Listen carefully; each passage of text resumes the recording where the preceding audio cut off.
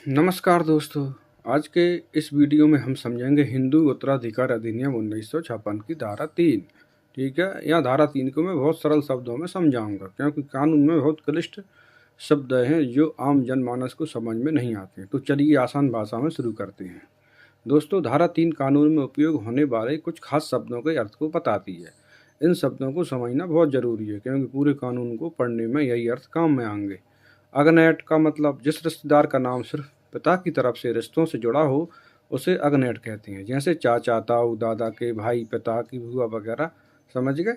कांगनेट का मतलब जिस रिश्तेदार का नाता माँ या पिता दोनों तरफ के किसी भी रिश्ते या नाते से जुड़ा हो उन्हें कांगनेट कहेंगे, जैसे मामा, मौसी, नाना, फूफा की बहन आदि। पूर्ण रक्त, अर्ध रक्त, उत्पन्न रक्त। धारा 3 में इन रिश्तों को भी बहुत समझा हुआ है।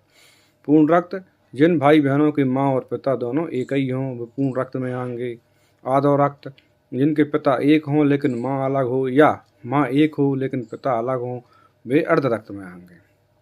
उत्पन्न रक्त जिनकी माँ एक हो लेकिन पिता अलग हों, वे उत्पन्न रक्त में आएंगे। कानून बताता है कि हिंदू कौन मानो जाएगा। जो जन्म से हिंदू हो, जिसने किसी और धर्म से हिंदू धर्म को अपना लिया हो। जो जैन, बौद्ध, सिख है उन्हें भी इस कानून में हिंदू मानव है। ठीक है भैया। इन शब्दों की भी धारा 3 में परिभाषा दी है। कौन कौन की? रिश्तेदार, खून, विवाह या गोद लेने से जुड़ा हुआ व्यक्ति। वारिस जो किसी की संपत्ति पर कानूनी हक रखता है। अव्यवशीय बिना वसीयत मरने वाला जिस व्यक्ति की कोई वसीयत नहीं होती और वह मर जाता है। ठीक है। अब मान लीजिए कोई व्यक्ति बिना वसीयत के मर गया, तो यह देखने के लिए उसकी संपत्ति किसे मिलेगी धारा 3 में दी गई परिभाषाएं काम में आएंगी। कौन रिश्तेदार है, कौन अग्नेट है, कौन कांगनेट है, कौन वारिस है, यही सब इस सेक्शन में क्लियर किया गया है। दोस्तों, उम्मीद है कि आपको धारा 3 की आसान व्याख्या समझ में आ गई होगी। अगर वीडियो आपको अच्छी लगी हो तो लाइक और शेयर और सब्सक्राइब ज़रूर करें और बताएं कि अगली कौन सी धारा का मैं आपके लिए सरल वीडियो बनाऊं। ठीक है मित्रों, धन्यवाद। जय हिंद।